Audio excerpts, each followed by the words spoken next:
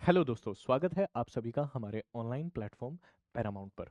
दोस्तों, आज मैं लेकर आया हूं आपके लिए एक बहुत ही शानदार और अमेजिंग सेशन। आज दोस्तों हम कुछ ऐसा डिस्कस करने वाले हैं जो आपके एग्जाम के पॉइंट ऑफ व्यू से बहुत ज़्यादा इंपॉर्टेंट है। तो आज थोड़ा सा सब्र रखिए और थोड़ा सा अपनी धड़कनों को रोक कर बिल्कुल आप क्लास में बैठेंगे और ध्यान से आज की क्लास को समझेंगे। दोस्तों, आज मैं बात करने वाला हूं एक ऐसे विषय के बारे में जो बहुत ही इम्पोर्टेंट और बहुत ही इम्प्रेसिव है। और सच कहूँ तो हमें ऐसा कभी लगा ही नहीं कि ये कोई सब्जेक्ट है। मेरी बातों से शायद कुछ बच्चे कुछ आइडिया तो आपको लग गया होगा। मैं बात कर रहा हूँ मेरे दोस्त हमारे एक बहुत ही शानदार से सब्जेक्ट रीजनिंग के विषय में, राइट। जिसे कहा जाता है विषयों का भी विषय, यानी कि जिसे हम लोग कहते हैं जनरल इंटेलिजेंस, जिसे कहा जाता है सामान्य तर्क शक्ति। क्या कहते हैं दोस्तों? सामान्य तर्क शक्ति। रीजनिंग यानी कि तर्क शक्ति एक ऐसा सब्जेक्ट है जिसमें हम हमेशा तर्क की बात करते हैं, यानी कि लॉजिक की बात करते हैं। और हमारे लिए चीज़ें बेहद आसान तब हो जाती हैं जब हम उन सभी चीज़ों को हमारी प्रैक्टिकल लाइफ से, हमारी जो यूजुअल जो हम काम हमारी लाइफ में करते हैं, उन सभी चीज़ों से हम रिलेट कर देते हैं, राइट। तो आज हम कुछ ऐसा ही अमेजिंग करने वाले हैं। रीजनिंग क्या होता है, एग्जाम में इसका क्या इंपॉर्टेंस है, कैसे यहाँ क्वेश्चंस पूछे जाते हैं, और क्वेश्चंस को विद इन टाइम यानी कि एक्यूरेसी के साथ टाइम मैनेजमेंट कैसे करना है, यही आज की क्लास का हमारा मेन मोटिव है। तो आइए शुरू करते हैं आज का बेहतरीन सा सेशन। मैं शुभम आज आपको बहुत सारी चीज़ें बताऊंगा जो आपके एग्जाम के लिए बहुत ज़्यादा हेल्पफुल रहने वाली हैं। आइए दोस्तों, आज सबसे पहले हम लोग बात करने वाले हैं रीजनिंग। और रीजनिंग एक ऐसा विषय है जिसमें एक छोटा सा शब्द छिपा है जिसे हम लोग कहते हैं रीजन। क्या कहा जाता है? रीजन। और रीजन का मतलब होता है कारण। रीजन का मतलब होता है कारण। हमारी लाइफ में हम जो कुछ भी करते हैं हर चीज के पीछे रीजन होता है। जैसे हमने खाना खाया, एक रीजन है, राइट। हम लोग स्कूल जाते हैं, एक रीजन है ना। क्या रीजन है स्कूल जाने के पीछे? भाई पढ़ाई करनी है, सीखना है कि लिखते कैसे हैं, पढ़ते कैसे हैं, पंक्चुअलिटी, डिसिप्लिन, गुड मैनर्स, कितने सारे रीजंस हैं। हमने खाना खाया क्यों? एनर्जी चाहिए, राइट। हमने चाहे हमारी लाइफ में जो भी किया हर चीज के पीछे एक रीजन होता है। तो सेम वैसे ही रीजनिंग में भी दो तरह के रीजंस होते हैं, जिसमें हमारा पहला रीजन है जिसे कहा जाता है दोस्त वर्बल रीजन। और जो सेकंड रीजन है इसे कहा जाता है नॉन वर्बल रीजन। तो जो हमारा फर्स्ट यानी कि वर्बल रीजन है इसे कहा जाता है भाषिक तर्क शक्ति, यानी कि एक ऐसी तर्क शक्ति जो भाषा और तर्क के मेल से बनती है, राइट। भाषा और तर्क के मेल से जो बनती है। अब लैंग्वेज का मतलब क्या हुआ? यानी कि भाषा, जहां हम बहुत सारी स्टेटमेंट का यूज करते हैं। एक बहुत ही सामान्य सा प्रश्न मैं आपसे पूछता हूं, आप थोड़ा ध्यान से और भाषा के महत्व को समझने का प्रयास करना। फॉर एग्जाम्पल, मैंने यहाँ एक छोटा सा फोटो आपको दिया और मैंने इस फोटो के विषय में कहा कि ये जो फोटो में व्यक्ति हैं ये आपके दादाजी के बेटे हैं। तो बात को समझिए, दादाजी के बेटे कौन हुए? दादाजी के बेटे हुए पिताजी, चाचा या हमारे ताऊ। लेकिन भाई सबसे ज्यादा हमारे माइंड में सबसे पहले 99% हमारे माइंड में आता है बात किसकी हो रही है? पिताजी की। लेकिन नहीं, दादाजी के बेटे हुए हमारे चाचा, ताऊ या हमारे पिता। लेकिन दोस्तों जब हम बात करते हैं दादाजी के इकलौते बेटे, तो बात होती है दादाजी के इकलौते बेटे मतलब हमारे पिताजी। समझे कि नहीं? यानी कि जो फर्क है वो किस बात का है? बेटा होना और इकलौता बेटा होना, राइट। इकलौता बेटा होना। बात को बड़े गौर से और शानदार तरीके से समझिए। सन और ओनली सन, दोनों शब्दों में बहुत अंतर है। इसे कहते हैं भाषा का मेल यानी कि भाषा का योग। लेकिन जब हम बात करते हैं नॉन वर्बल के विषय में, तो नॉन वर्बल में कभी भी कोई भी क्वेश्चन भाषा पर आधारित नहीं होता। यहाँ पर लैंग्वेज का हम लोग कभी भी कोई भी यूज नहीं करते, क्योंकि इसका तो नाम ही है अभाषिक तर्क शक्ति, यानी कि जहाँ लैंग्वेज का कोई भी यूज ना हो। तो यहाँ कैसे क्वेश्चंस आते हैं? एक बड़ा साधारण सा एग्जांपल हम लेते हैं। जैसे हमने यहाँ एक छोटी सी इमेज बनाई, सबको पता चला कि हमने बनाया कप या मग, राइट। मैं जैसे ही इसके सामने यहाँ कुछ थोड़े थोड़े से पॉइंट्स को एडजस्ट करता हूँ, यानी कि मैंने यहाँ पर एक मिरर रखा आपके माइंड में एक कैलकुलेशन स्टार्ट हो गई, और कैलकुलेशन में आया कि सर यहाँ सारी चीज़ें लगभग सेम रहेंगी, लेकिन हैंडल की जो पोजीशन है वो बदल जाएगी, राइट? हैंडल की पोजीशन एकदम से चेंज हो जाएगी। इसके बाद अब मैंने यही सेम इमेज को यहाँ से चेंज किया और मैंने इसे यहाँ रखा। अब क्या परिवर्तन होगा, अब क्या चेंजेस होंगे? ये जो सीधी दिखाई देने वाली इमेज है ये ऊपर से बिल्कुल एकदम पलट जाएगी, ये ऊपर से हमें दिखाई देगी नीचे की ओर, और यहाँ हम इसे देख पाएंगे। ये हमारा माइंड जो इमेज को एक्सेप्ट करेगा, that's will be this one, right? इसका मतलब अब हमने क्या सीखा कि वर्बल में तो जो यूज किया जाता है दैट इज ऑफ लैंग्वेज। किसका यूज किया जाता है? लैंग्वेज। लेकिन नॉन वर्बल में हम लोग हमेशा यूज करते हैं different kind of images, different kind of shapes. इन दोनों को मिलाकर बनती है हमारी 100% रीजनिंग। और मेरे प्यारे दोस्तों, रीजनिंग एक ऐसा विषय है जहां पर हम 100% मार्क्स ला सकते हैं, और बहुत ही कम एफर्ट में, है ना? हमें बस थोड़ा सा कुछ चीज़ों को बेसिक से एडवांस मोड की तरफ सीखना है, और हम इस विषय में 100% मार्क्स आराम से ला सकते हैं। जब कभी भी कोई भी क्वेश्चन वर्बल रीजनिंग से पूछा जाए या नॉन वर्बल से पूछा जाए, तो बस हमें ध्यान रखना होता है कॉन्सेप्ट पर, क्योंकि किसी भी सब्जेक्ट में 100% मार्क्स लाने का एकमात्र तरीका है कंसिस्टेंटली फोकस करना कॉन्सेप्ट्स पर, और निरंतर अभ्यास करना उन ट्रिक्स के विषय में जो उस कॉन्सेप्ट को बेहद आसान बना देती हैं। और यही हमारा फॉर्मूला है जिसमें हम आपको गाइड करने वाले हैं, राइट? 100% मार्क्स आपके आएंगे।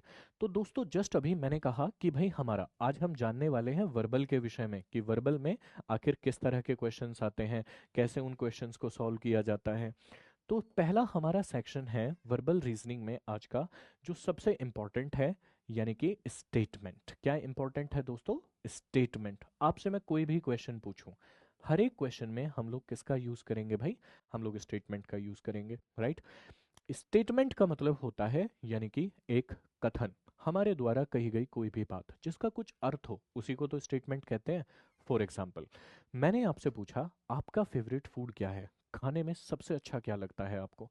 ये भी तो एक स्टेटमेंट है कि नहीं, right? This is a statement, this is ये। अब समझिए बात को, स्टेटमेंट को बनाने में हम हमेशा किसका यूज कर रहे हैं? आपका फेवरेट फूड क्या है, यानी कि खाने में आपको क्या पसंद है।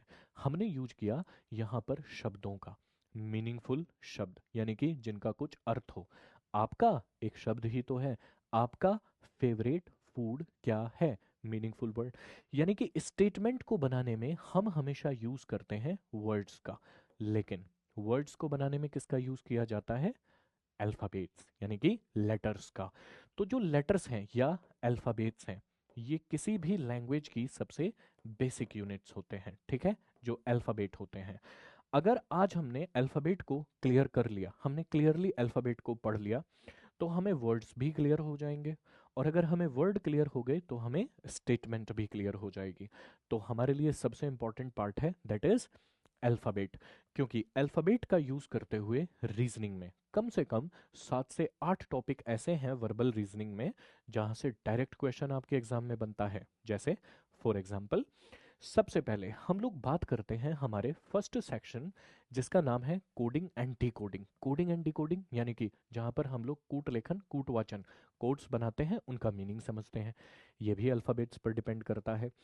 आपसे क्वेश्चन पूछा जाएगा एनालॉजी एंड सिमिलैरिटी में, क्लासिफिकेशन में, अल्फाबेट्स में, या नंबर लेटर से रिलेटेड सीरीज पर, या फिर क्वेश्चन पूछा जाएगा वर्ड फॉर्मेशन या फिर लेटर बेस्ड मैट्रिक्स में। तो लगभग ये 7 से 8 टॉपिक ऐसे हैं जो लेटर क्लस्टर पर डिपेंड करते हैं, और इस लेटर क्लस्टर, इस इंपॉर्टेंट सेक्शन को सॉल्व करने के लिए हमें जरूरी है कि हम पढ़ाई करें 26 अल्फाबेट्स के बारे में। तो आइए एक शानदार ट्रिक और एक कॉन्सेप्ट की आज हम बात करते हैं, ताकि हमारा लगभग 20 से 30% सेक्शन हमारा एक ही झटके में क्लियर हो जाए। आइए दोस्तों देखते हैं। सबसे पहले मैंने लिखा A B C D E F G H I J K L and this is M। ये है हमारा फर्स्ट हाफ। क्या कहा जाता है इसे? First half of 13 letter. A से लेकर एम तक ये हमारे पहले 13 वर्ड यानी कि 13 लेटर्स को हम ऐसे लिखते हैं। इसके बाद बाकी 13 लेटर्स को लिखा जाता है N, O, P, Q, R, S, T, U, V, W, X, Y and Z. इसे कहा जाता है सेकेंड हाफ यानी कि हमारे नेक्स्ट 13 लेटर। तो टोटल हुए 26 लेटर्स। इस प्रकार से लिखने का रीजन क्या है, हम ऐसा क्यों लिखते हैं, क्या कारण है? ताकि हमें एक दूसरे का अपोजिट पता चले। कैसे? जैसे ए का अपोजिट होगा Z, B Y C X T W E V F U G T H S I R J Q K P L O M N. ये सभी एक दूसरे के अपोजिट हैं। और अगर मैं अब आपको ये कहूँ कि हमारे आने वाले सेशंस के लिए या हमारे क्वेश्चंस में बहुत अच्छे से आपको क्वेश्चन सॉल्व करने के लिए ये मैंडेटरी है कि आप इन टोटल 26 लेटर्स को याद करें और इसी तरीके से आप याद करें, तो शायद थोड़ा सा मुश्किल होगा। लेकिन अगर हमने यहाँ किसी ट्रिक मेथड का यूज़ किया तो चीज़ें हमारे लिए बेहद आसान हो जाएंगी। हम जब भी कभी किसी चीज़ को प्रैक्टिकली रिलेट करते हैं, चीज़ें हमारे लिए बेहद आसान हो जाती हैं। ये स्टेटमेंट मैंने क्लास के शुरुआत में आपको दिया था। कोशिश करते हैं रिलेट करने की। दोस्तों, जब भी किसी नई चीज़ को सीखते हैं तो बड़ी मुश्किल होती है। जब तक रिवीजन करते हैं याद रहती है और बाद में हम सब कुछ भूल जाते हैं, राइट? लेकिन अब हमारे लिए ज़रूरी है कि हम क्या करें, सबसे पहले इसे ट्रिक मेथड से हम रिलेट कर लें या प्रैक्टिकल लाइफ से। मान लीजिए मैं जब आपको कोई भी एक एग्जाम्पल दूं और उसकी इमेज आपके माइंड में आना शुरू हो जाए तो आप समझ लीजिएगा कि वो चीज़ अब आप बेहतरीन तरीके से जान चुके हैं। फॉर एग्जाम्पल, मैं एक मूवी का एक्शन सीन यानी कि अभी मैं एक एक्शन करके दिखाता हूं, आपके माइंड में क्या आया आप मेरे साथ शेयर कीजिएगा, ठीक है? पुष्पाराज झुकेगा नहीं, और झुकने वाले हम भी नहीं, है कि नहीं? अब आप एक बात मुझे बताइए, भाई जैसे ही मैंने ये किया तो आपके माइंड में सबसे पहला थॉट क्या आया? एक साउथ इंडियन एक्टर, राइट? और किसी मूवी के कुछ डायलॉग्स याद आई कि नहीं, है ना? इसका मतलब आपका माइंड अब इस डायलॉग और इस एक्शन को बहुत अच्छे से जान चुका है। फॉर एग्जाम्पल, मैं आपसे पूछता हूँ what is the meaning of word mother? Mother का मीनिंग क्या होगा? तो नो डाउट जैसे ही मैंने कहा मदर, तो आप सबके माइंड में अपनी अपनी मम्मी की जो इमेज है, अपनी अपनी माता की जो इमेज है, वो जरूर आई होगी, राइट? Is that clear? बिल्कुल आई है ना, क्योंकि मुझे जस्ट जैसे ही मैंने कहा मदर तो मेरी मम्मी की इमेज मेरे माइंड में एकदम से आ गई। यानी कि जब हमारा माइंड किसी भी चीज़ की इमेज बनाना शुरू कर दे, कहानी के रूप में किसी भी कॉन्सेप्ट को सीखना समझना शुरू कर दे, वहाँ चीज़ें हमारे लिए आसान हो जाती हैं। दोस्तों, मैं इसी प्रकार से आपको आज एक ट्रिक सिखाने वाला हूँ। आज ये कहानी है आज़ाद नाम के एक बॉय की, राइट? देखो ध्यान से, आज़ाद। तो आज़ाद से ए का अपोजिट होगा जेड। अगर मैं स्पेलिंग यहाँ पर लिखूं तो that's will be A Z A D. लेकिन भाई ए का अपोजिट है जेड, मुझे यही याद रखना है, ए डी नहीं। ए डी को हम कंप्लीटली इग्नोर करेंगे। तो आज़ाद नाम का एक बॉय था। बॉय, बी का अपोजिट होगा वाई, जिसे खाने में क्रैक्स अच्छे लगते थे। जैसे आपको पसंद है ना कुरकुरे, टेढ़ा है पर मेरा है, बिल्कुल वैसे ही उसे पसंद था क्रैक्स। लेकिन उसे पीने में पसंद था ड्यू, माउंटेन ड्यू। बोले तो डर के आगे जीत है, राइट? चार पेयर आपको याद हो चुके हैं। आजाद, ए का अपोजिट जेड। जब मैं पूछूं नाम क्या था, आप बताएंगे आजाद। वो बॉय था, बी का अपोजिट वाई, उसे क्रैक्स पसंद था, सी का अपोजिट एक्स, और पीने में अच्छा लगता था ड्यू, तो डी का अपोजिट डब्ल्यू। एक दिन उसका ईवीएस का एग्जाम था, राइट? ईवीएस एनवायरमेंट स्टडीज, ई का अपोजिट होगा वी। लेकिन वो फालतू में, आप जानते हैं फालतू का अर्थ क्या होता है? Uselessly, without any reason. लेकिन मैं आपको बताऊं भाई, फालतू एक मूवी भी थी जिसका एक गाना था जिसमें था आलतू जलालतू आई भला को टालतू, टेंशन वेंशन छोड़ दे बच्चा, हो जा फुल्ली फालतू, राइट? तो ये याद रखिएगा, एफ का अपोजिट होगा यू। लेकिन ईवीएस का उसका एग्जाम था, लेकिन वो फालतू में खुद को ग्रेट समझ रहा था। क्या समझ रहा था? ग्रेट। तो ग्रेट का मतलब होता है महान। जी का अपोजिट होगा टी, वो खुद को ग्रेट समझ रहा था। इसीलिए हाई स्कूल में तो हुआ पास। हाई स्कूल का मतलब एच का अपोजिट होगा एस, यानी कि 10th स्टैंडर्ड, यानी कि 10वीं कक्षा में, ठीक है? हाई स्कूल में तो हुआ पास, भाई इंटर क्लास में हो गया फेल, ठीक है? आई का अपोजिट हो गया आर। इंटर क्लास का मतलब होता है 12th standard, right? Inter class में हो गया फेल। जैसे ही फेल हुआ, अब देखो, एक कहानी ये है कि हमारे कल्चर में, इंडियन कल्चर में, है ना भाई, देखो पहले तो ऐसा ही होता था, लेकिन अभी तो चीज़ें थोड़ा सा बदल गई हैं। पहले ये होता था कि जो बच्चा पढ़ाई नहीं करता था, है ना, काम वगैरह कुछ ध्यान से नहीं करता था, तो कहते थे कि इसकी शादी करा दो, है ना, जब जिम्मेदारी आएंगी तो काम भी करेगा, है ना, संभल जाएगा। तो उसके फादर ने क्या किया, उसके फादर ने उसकी शादी फिक्स कर दी। लेकिन किससे? भाई शादी फिक्स हुई, गौर से देखें, वो खुद को ग्रेट समझ रहा था, हाई स्कूल में तो हुआ पास, इंटर में हुआ फेल। शादी फिक्स हुई जैकलीन से, राइट? शादी किससे फिक्स हुई? जैकलीन से। आप ही की तरह वो भी बहुत खुश हुआ, ठीक है, बिल्कुल ऐसे ही। लेकिन फेल था, तो जानते हो गिफ्ट में क्या मिला? सिर्फ एक जोड़ी कुर्ता पायजामा। क्या मिला? सिर्फ एक जोड़ी कुर्ता पायजामा। तो के का अपोजिट हुआ पी। और साथ में मिला एक जोड़ी गिफ्ट, लोटो शूज। लोटो मतलब एल का अपोजिट हुआ ओ। कौन सी कंपनी का जूता मिला? लोटो। एल का अपोजिट होगा ओ। और वो खुद को कुर्ता पैजामा और लोटो शूज पहनने के बाद खुद को समझने लगा नरेंद्र मोदी। एन का अपोजिट होगा एम। दोस्तों, हमने किस तरीके से इस स्टोरी को याद किया? पहले जो कॉन्सेप्ट हमें इतना हार्ड लग रहा था, हमने उसको बच्चों की तरह बिल्कुल आसान बना दिया। स्टोरी क्या है, ध्यान से सुनिए। आजाद एक बॉय था, क्रैक्स अच्छे लगते थे डीयू के साथ। ईवीएस का एग्जाम था, फालतू में, खुद को ग्रेट समझ रहा था। हाई स्कूल में पास हुआ, इंटर क्लास में फेल हुआ। जैसे ही फेल हुआ, शादी फिक्स हुई जैकलीन से। गिफ्ट में मिला कुर्ता पैजामा, लोटो के जूते, समझने लगा नरेंद्र मोदी। That's it. लेकिन अब इस पर क्वेश्चन, भाई देखो, किसी भी ट्रिक को अगर हम सीख लेते हैं तो उसको अप्लाई करने का तरीका भी तो पता होना चाहिए एग्जाम में। एक क्वेश्चन आपके यहाँ पूछा जाए और आपसे यदि एग्जामिनर पूछे कि किसी कोडेड लैंग्वेज में अगर हम बर्ड को, if bird is related to WIRY, right? भाई बर्ड का रिलेशन जो है वो WIRY के साथ गिवन है। आपसे पूछा गया है सेम, रेन का रिलेशन किसके साथ होगा, राइट? तो रेन को रिलेट करना है, हमें क्या करना है? सबसे पहले ऑप्शन नंबर ए मेंशन किए देते हैं, IZRM। B MRZI। C option RMZI। And D option is ZMIR, right? तो क्वेश्चन को सॉल्व करने का तरीका, सबसे पहले आप यहाँ डायरेक्ट ट्रिक मेथड लगाएं। यहाँ बॉय, आजाद कौन था? बॉय। तो बॉय से बी का अपोजिट होगा वाई। तो बी का अपोजिट जो वाई है उसको हमने बिल्कुल अंत में, यानी कि फर्स्ट का हमने लास्ट में लिखा है, ठीक है? फर्स्ट का जो अपोजिट है वो लिखा गया है लास्ट में। तो बी का अपोजिट होगा वाई, बॉय। इंटर क्लास में फेल हुआ, आई का अपोजिट होगा आर, इंटर। वो फिर से इंटर क्लास में फेल हुआ, लेकिन उसे पीने में पसंद था, बिल्कुल सही, ड्यू। तो डी का अपोजिट होगा डब्ल्यू, राइट? यानी कि देखो लॉजिक क्या है, पहले वाला लिखा गया है लास्ट में, फर्स्ट वाले को कहाँ लिखा गया है दोस्त? लास्ट में। तो वैसे ही मेंशन कीजिए। तो अब हमने देखा वो इंटर क्लास में फेल हुआ, तो इंटर का मतलब हुआ आई का अपोजिट होगा आर, तो आर का अपोजिट होगा आई। Is that clear? ठीक है, आर का अपोजिट होगा आई।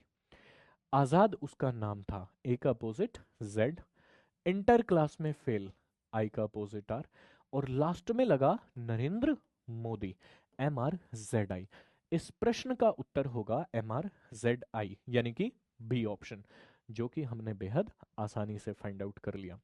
कई बार चीजें हमें सिर्फ देखने में मुश्किल लगती हैं, लेकिन वास्तव में वो चीजें हमारे लिए बेहद आसान होती हैं, राइट? तो दोस्तों, आज हमने सीखा कि कैसे हम किसी भी हार्ड दिखने वाली चीज को बेहद हमारे लिए आसान बनाएं, ट्रिक मेथड की हेल्प से। और हमारी सभी कक्षाओं में, पैरामाउंट ऑनलाइन प्लेटफॉर्म पर आपको सभी ऑनलाइन कक्षाओं में कुछ इसी तरीके की अमेजिंग ट्रिक्स आपको देखने को मिलेगी। हमारा ध्येय है आपकी सफलता। आप बहुत अच्छे से मार्क्स अपने सिक्योर करें एग्जाम में, अपनी रैंक आप सिक्योर करें, और अपना जो गवर्नमेंट जॉब का आपका सपना है उसे आप साकार करें। तो दोस्तों, हमारे साथ हमारे ऑनलाइन बैचेस में जुड़ना ना भूलें। और बहुत अच्छे से मेरी शुभकामनाएं आप सभी के साथ। Thank you so much and bye bye.